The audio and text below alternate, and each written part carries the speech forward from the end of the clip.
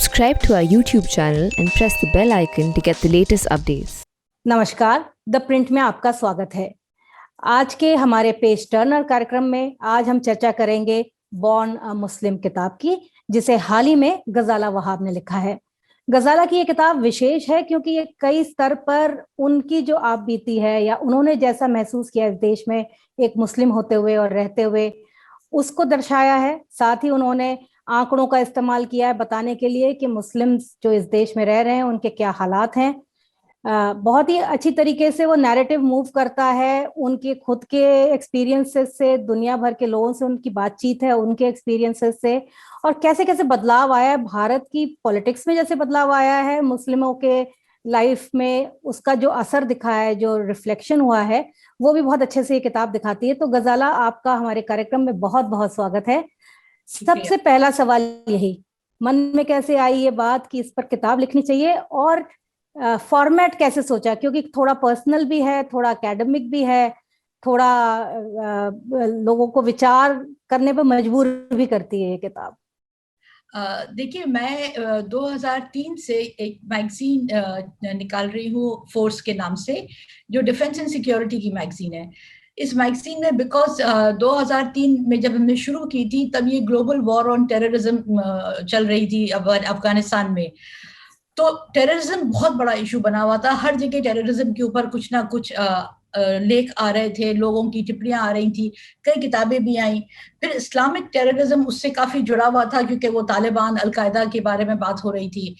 India में भी बहुत सारे एक्सपर्ट्स से कई लोगों ने पीएचडी कर दी Islamic terrorism, threat of Islamic terrorism to India को लेके। तो उस दौरान हम जब ये अपने नॉर्मल इश्यूज निकालते थे मंथली, तो हर इशू में टेररिज्म के ऊपर कुछ ना कुछ आर्टिकल आता ही था, कोई एक्सपर्ट्स लिखते थे, कई बार मैंने भी कुछ लिखा। तो मैं रियलाइज ये करती थी कि बहुत सारी डिसइंफॉर्मेशन है। जो लोग टेररिज्म की बात कर रहे हैं, एक्सपर्ट्स भी हैं, उनको एक्चुअली मालूम ही नहीं है। वो एक जैसे वेस्टर्न टेम्पलेट को लेके इंडिया पे लागू कर देते हैं कि अगर पैलेस्टीन और इजराइल में ये है और वहां पे ऐसे ऐसे हो रहा है तो यही सब इंडिया में लागू होगा, अब इंडिया में भी नेक्स्ट स्टेप में ऐसे होगा, सेकंड स्टेप में वैसे होगा। और तो मुझे लगा कि इतना डिसइंफॉर्मेशन है, इसको खत्म करने की जरूरत है। एटलीस्ट एक नई तरीके की सोच की जरूरत है कि हमें अपनी सिचुएशन को अपने हिसाब से देखने की जरूरत है, हमारे यहाँ चैलेंजेस क्या हैं। फिर जब मैं लिखती थी तो कई बार लोग पूछते थे, मैंने फोर्स में जब लिखती थी इसके ऊपर तो कई बार कमेंट्स आते थे कि मेरी क्या एक्सपर्टीज है, मैंने क्या बैकग्राउंड मेरी क्या है, मैं कैसे किसी सीनियर रिसर्चर या सीनियर एनालिस्ट को चैलेंज क्यों कर रही हूँ, किस बेसिस पे। फिर मैंने कॉलम जो शुरू किया लिखना अपना फोर्स में, उसका नाम ही फर्स्ट पर्सन था। तो मैं उसको बहुत सारा अपने पर्सनल एलिमेंट्स, मेरा अपना एक्सपीरियंस जो मैं ऑब्जर्व करती थी, जो नॉर्मल आर्टिकल्स में, रिपोर्ट में नहीं जा सकता था, वो फिर मैं अपने कॉलम में लिखती थी। अगर मैं किसी को इंटरव्यू करने गई हूँ तो वहां मैंने ऑब्जर्व किया है, वो सब मिला के फिर अपने कमेंट्स करके। तो ये मेरा स्टाइल राइटिंग का, जिसमें थोड़ा पर्सनल एलिमेंट, थोड़ा रिपोर्टाज का एलिमेंट, थोड़ा रिसर्च का उसको सपोर्ट करने के लिए आर्गुमेंट्स को, ये एक नॉर्मल मेरा स्टाइल बन गया था मेरे कॉलम में लिखने का। तो वहां गजाला, हाँ, वहां से ये किताब शुरू हुई, और पढ़ने में इसलिए मुझे लगता है कि इसमें मजा भी आ रहा है क्योंकि एक ड्राई रिसर्च बेस्ड किताब नहीं है। आपने इसमें लिखा है सम ट्रूथ्स अबाउट इस्लाम। तो क्या ट्रूथ्स आपको पता चले या आपने क्या डिस्कवर किया इस जर्नी में? आप एक लिविंग एक्सपीरियंस तो है ही, लेकिन जो बदलाव आप देख रही हैं उसको कैसे देख रही हैं? और क्या आप मानेंगी कि बाबरी मस्जिद या 90s के दौर के बाद देश में मुसलमान की जो हालत है वो बदली है, या वो एक इतना बड़ा लैंडमार्क ना माना जाए? देखिए, बाबरी मस्जिद एक बहुत बड़ा लैंडमार्क है, और एक्चुअली जैसे का जो दर्जा हम अमेरिका में 9/11 को देते हैं, जिसको कहा जाता है एंड ऑफ हिस्ट्री की, एक जनरेशन है जो प्री 9/11 जनरेशन है, एक पोस्ट 9/11 जनरेशन है। इंडिया में वो एक लैंडमार्क इवेंट, मुस्लिम्स के लिए नहीं, एक्चुअली हमारी सोसाइटी के लिए ये पूरा कैंपेन था, ये जो आपका अर्ली 80s से शुरू हो गया था। इसने हमारी सोसाइटी में इतना ज्यादा डिविजन्स को उभार दिया था। डिविजन्स शुरू से थे, मगर वो छुपे हुए रहते थे। हम पोलाइट सोसाइटी में, मतलब हम अच्छे व्यवहार के वजह से एक दूसरे को पे उंगली नहीं उठाते थे, हम एक दूसरे को मुंह पे नहीं कहते थे कि ये ऐसा है वैसा है। अपने मन में अगर हमें बुरा भी लगता था, हमें कोई किसी के बारे में, लाइक मुस्लिम्स भी सोचते थे कि हिंदू ऐसे हैं, हिंदू वैसे हैं, पर वो किसी के हिंदू के मुंह पे जाके नहीं बोलते थे कि तुम ऐसे हो। सिमिलरली जो हिंदू मुस्लिम्स के बारे में सोचते भी होंगे कि ये तो गंदे हैं, ये तो आतंकवादी हैं, जो भी सोचते होंगे, वो उनके मुंह पे जाके नहीं बोलते थे। वो आपस में ये अपने घर की पर्सनल प्राइवेट बात होती थी। ये इससे हुआ ये बाबरी कैंपेन की वजह से कि ये जो पर्सनल प्राइवेट प्रेजुडिस थी, ये पब्लिक स्पीच का हिस्सा बन गई। तो जब आप पब्लिकली ऐसे बोलना शुरू कर देते हैं, तो फिर वो एक शर्म, आंख का लिहाज, आंख की शर्म, वो बात खत्म हो जाती है। फिर तो कोई सीमा ही नहीं रहती है ना, आप किसी भी एक्सट्रीम पे चले जाते हैं। तो अब वो इसका इंतहा ये बढ़ते बढ़ते जो अब हम देख रहे हैं कि वो एक मॉब मेंटालिटी आ गई है। हम इसको डिसमिस कर देते हैं कि अरे भीड़ में कुछ भी हो जाता है, बट ये भीड़ क्रिएट इसी वजह से हुई है, क्योंकि आपने भीड़ को एक बार क्रिएट कर लिया तो ये एक मॉन्स्टर सा बन गया है ना। आप आइडेंटिफाई कर सकते हैं इसमें कौन है, क्या कर रहा है, और कब भीड़ क्या रुख ले ले, किस तरफ जाए, क्योंकि वो उसका जो गवर्निंग फोर्स है, जो जिस पे वो चलती है, उसको कोई कंट्रोल ही नहीं कर सकता है। और उसकी सोच कब किस तरफ जा रही है, उस पे भी किसी का कोई कंट्रोल नहीं है। यानी एक तरह से ये जिन निकल गया है, लेकिन अब ये किसी के काबू में नहीं, अब काबू में रह भी नहीं सकता है, क्योंकि जिन्होंने सोचा था कि हम इसको काबू कर लेंगे, वो अब उनके भी काबू में भी नहीं रह सकता है, क्योंकि उसकी एक अलग ही डायनामिक्स आ जाते हैं। क्योंकि वो आपको अनोनिमिटी दे रहा है, आप पकड़े नहीं जा रहे हैं, तो उसमें क्रिमिनल एलिमेंट्स भी आ सकते हैं। वो लोग जिनको अपना बदला निकालना है, खुंदकी भी आ सकते हैं, ड्रग एडिक्ट्स भी आ सकते हैं, पेटी क्रिमिनल्स भी शामिल हो सकते हैं, क्योंकि आपको पता ही नहीं है ये क्या चीज है। तो ये हमने एक अपने लिए जो जिन है या एक भूत आपका आपने खड़ा कर दिया है, ये सब इसी का नतीजा है। जबकि हमारे यहाँ हिस्ट्री रही है कम्युनल वायलेंस की 47 से ही, मतलब हमारा तो आजादी का एक मतलब आजादी ही हमारी वायलेंस से शुरू हुई है। तो ये जो देश उभरा है वो वायलेंस के दंगे की के साथ साथ ही हम बड़े हुए हैं। बट वो सब भी था, वो पीरियोडिक था। अगर दंगा हुआ, आप एक हफ्ता चला, 2 दिन चला, उस वक्त लोगों को डर था कि कुछ भी हो जाएगा, अटैक हो जाएगा, मेरी जान को खतरा है, मेरे घर को, दुकान को खतरा है। पर जब दंगा खत्म हो गया, कर्फ्यू हट गया, लाइफ नॉर्मल हो जाती थी, आप वापस अपने रोजगार पे चले जाते थे, जो आपके पड़ोसी हैं आप वापस वही नॉर्मल रिलेशनशिप कायम हो जाती थी। अब ये नहीं है, अब एक कांस्टेंट परवेसिव खौफ है कि कभी भी कुछ भी हो सकता है, क्योंकि अब आपको दंगे का इंतजार करने की जरूरत नहीं है। आपकी इंटरपर्सनल रिलेशनशिप्स इतनी ज्यादा टेंस हो गई हैं, भी तो घर पड़ोसियों का बात करना तो बहुत दूर की बात है। मैं सोशल मीडिया पे देखती हूँ, लोग तो उनके घरों में डिवीजन हो गया, मतलब हस्बैंड वाइफ में डिवीजन हो गया है कि एक सोच का है, एक सोच का है। रिश्तेदारों में डिवीजन हो गया है कि एक भाई कुछ सोच रहा है, एक भाई कुछ सोच रहा है। तो ये पब्लिक या जो पॉलिटिकल डिविजन्स थे, अब ये हमने अपनी पर्सनल लाइफ में इतने ज्यादा ये आ गए हैं, हमने एम्ब्रेस कर लिए हैं कि ये इससे पहले कभी नहीं हुआ था। आप एक जगह कहती हैं कि हाँ, मुसलमान जो है वो जो है forever he is a suspect, forever a scapegoat. तो ये इसका मतलब हमेशा ही आप उसको शक की निगाह से देखें और हमेशा ही वो अंडरडॉग रहे एक तरह से। तो इसका कितना मुस्लिम माइंडसेट पे असर पड़ रहा है, और इसका एक इसका बैकलैश भी होगा, इन द सेंस कि अगर आप किसी को दीवार से धक्का देके एक साइड में कर देते हैं तो वो वापस पीछे आएगा, उसका भी एक रिएक्शन होगा।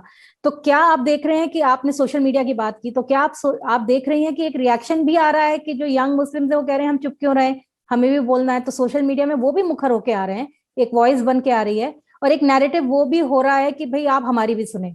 ये नहीं कि वो एकदम मुंह दबा दिया गया तो चुप हो गए, क्योंकि उनको भी एक आउटलेट मिला हुआ है। ऐसा देख रही हैं आप? हाँ बिल्कुल, और सोशल मीडिया इस पे एक बहुत बड़ा टूल बन के सामने आया है, क्योंकि पहले शुरू में सोशल मीडिया आपको अनोनिमिटी दे रहा था, आप फेक अकाउंट्स खोल के अपनी बात रख सकते थे या अपने प्रोफाइल को छुपा सकते थे। बट अब पिछले 3-4 साल में वो खौफ निकल गया है। एक जैसे वो एक मिसरा है कि मुश्किलें इतनी पड़ी मुझ पे कि आसान हो गई। तो अब ये वो है कि आप एक लिमिट पे पहुंच गए हैं कि इससे ज्यादा आपने अपना थ्रेशोल्ड आपने पार कर लिया डर का, कि ये भी कहा जाता है ना कि इतना भी किसी को ना डराओ कि डर का ही डर निकल जाए। तो आई थिंक जो लास्ट या सीए एनआरसी की प्रोटेस्ट में हम देख रहे थे, इतनी बड़ी तादाद में जो लोग निकल के आ रहे थे, आई मीन शाहीन बाग का तो एक बहुत बड़ा नाम हो गया, बट पूरे इंडिया में छोटे छोटे जगह जगह पे प्रोटेस्ट आ रहे थे। मेन लाइन लोग जो ट्रेडिशनल प्रोटेस्टर्स या जो ट्रेडिशनल एक्टिविस्ट नहीं हैं, वो भी घर से निकल के आ रहे थे। तो ये ऑब्वियसली एक मोमेंटम बिल्ड हुआ था, वो उस वक्त कब था खत्म हो गया, बट वो एक जो जज्बा आ गया है से तो ये कभी भी दोबारा फिर से खड़ा हो सकता है, क्योंकि वो फीलिंग आ गई है कि हमें अपनी आवाज, हमें प्रोटेस्ट करने का राइट है, और अगर हम रेजिस्ट नहीं करेंगे तो हमको और दबा दिया जाएगा या हम एक्चुअली खत्म ही हो सकते हैं। तो वो रेजिस्टेंस जो है वो शुरू हो गया है। अब कितना फिजिकल डोमेन में है, कितना सोशल मीडिया डोमेन में है, और कितना इमोशनल मेंटल डोमेन में है, ये रिसर्च की बात है। बट ये सेंस भी आना कि आप रेजिस्ट कर सकते हैं, आपको रेजिस्ट करना जरूरी है, यही एक बहुत बड़ा डेवलपमेंट है।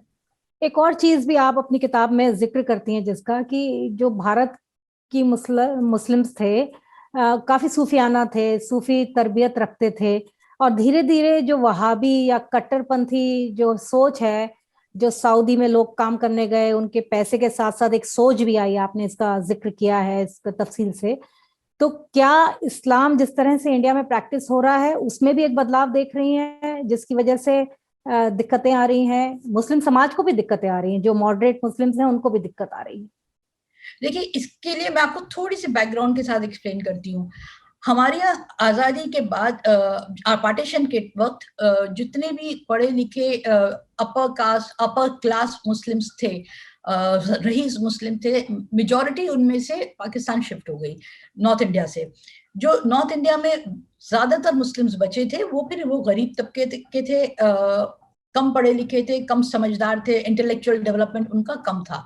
अब जब गल्फ में ऑयल आया और वहाँ की इकोनॉमी में बूम आया और जॉब्स खुले, तो ये मुस्लिम जो यहाँ पे मेन स्ट्रीम में एब्जॉर्ब नहीं हो पाए थे, काफी उनकी खामियों की वजह से, क्योंकि उनकी काबिलियत नहीं थी एब्जॉर्ब होने की, और काफी सरकार की पॉलिसीज जो प्रोएक्टिव होने के बजाय या तो नेग्लिजेंट थी, उनको तवज्जो ही नहीं दिया गया, या डेलिबरेटली थोड़ा सा प्रेजुडिस था जगह जगह अलग अलग महकमों में कि इनको हटाए रखो, इनको दूरी रखो तो ठीक है। तो उनके पास जब यहाँ ऑप्शंस ही नहीं थे, आपने यहाँ पे उनको साइडलाइन या पेरिफेरी पे रखा हुआ था कि अब वहां देखा इतने फैंसी मुस्लिम्स हैं, रईस मुसलमान पावर में हैं, और क्या आलीशान इनकी कंट्री है, और ये इस तरीके का इस्लाम फॉलो कर रहे हैं, तो हमें भी यही सही होगा। तो उनको इन्फ्लुएंस करना आसान था।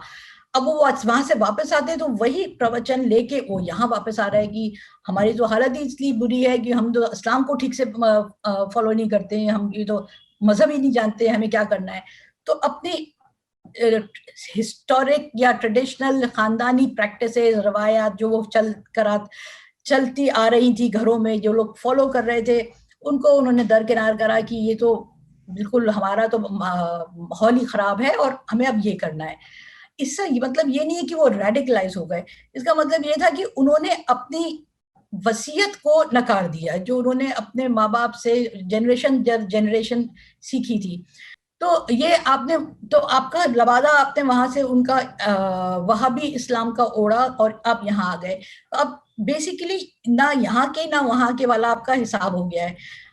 अनफॉर्चुनेटली चूंकि ये स्किल लेबर्स हैं, ये एजुकेटेड या क्वालिफाइड लोग नहीं हैं जो किसी वेस्टर्न कंट्री में चले जाएं, और वो जाते भी नहीं है। ज्यादातर मुस्लिम जो गल्फ पे नौकरी करते हैं वो जब तक नौकरी रहती है वहां रहते हैं, फिर वापस इंडिया आ जाते हैं। तो ऐसा कभी नहीं हुआ है कि यहाँ से एन मास मुस्लिम पॉपुलेशन जो है कहीं बाहर शिफ्ट हो रही है या कहीं बाहर के सिटीजनशिप के लिए अप्लाई कर रही है।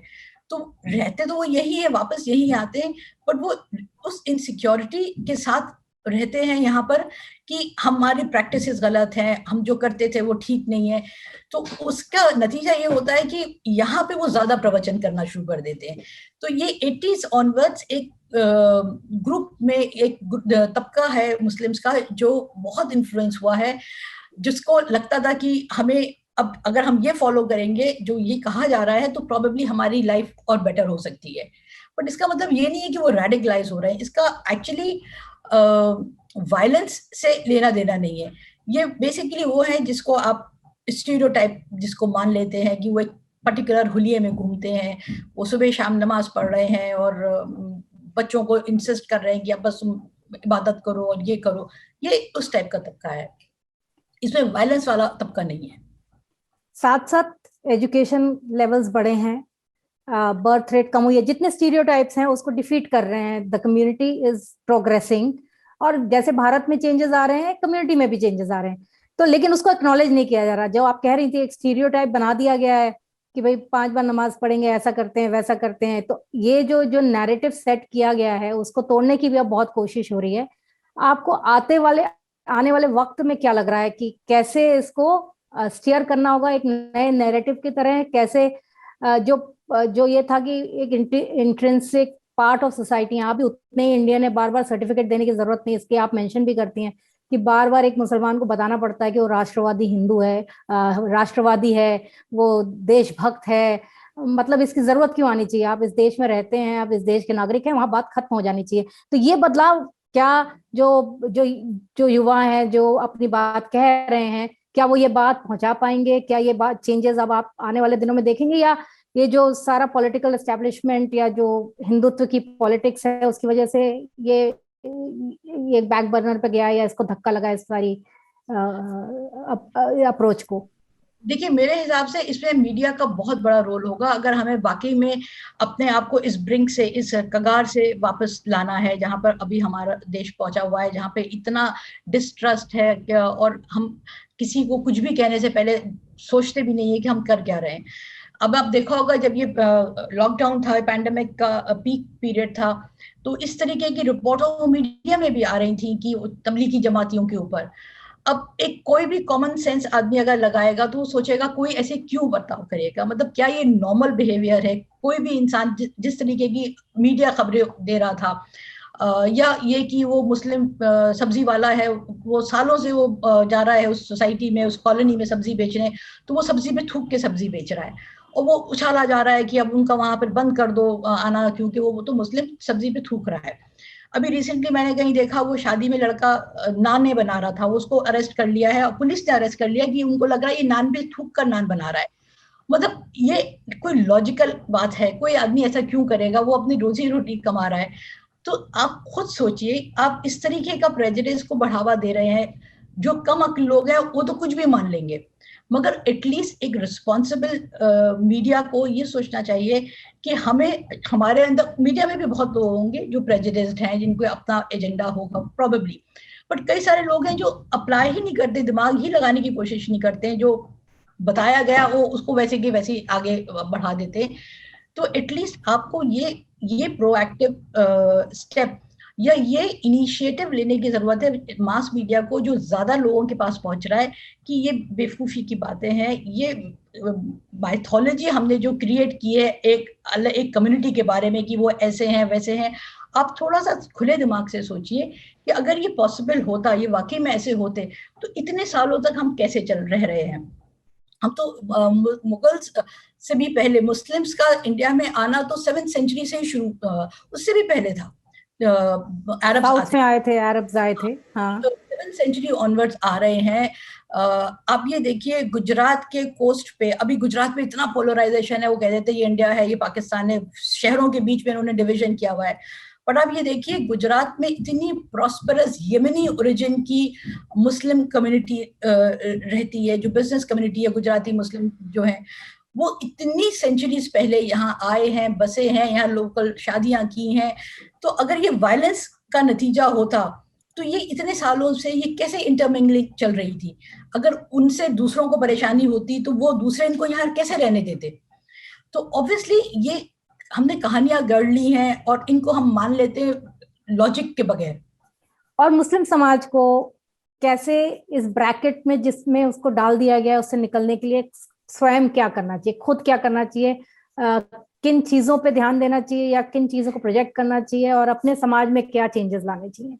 देखिए, मैंने किताब में इन कंक्लूजन में एक्चुअली कुछ सजेशंस दिए हैं कि मुस्लिम को खुद अपने आप में क्या करना चाहिए। सबसे बड़ा ये है कि मुस्लिम्स में सब गरीब नहीं है, मुस्लिम्स में भी एक तबका है जो काफी रईस है, और एक तबका है जो काफी इन्फ्लुएंशियल है। वो रईस के साथ साथ इन्फ्लुएंशियल है, वो बहुत फिलैंथ्रोपी करते हैं, बहुत चंदा देते हैं।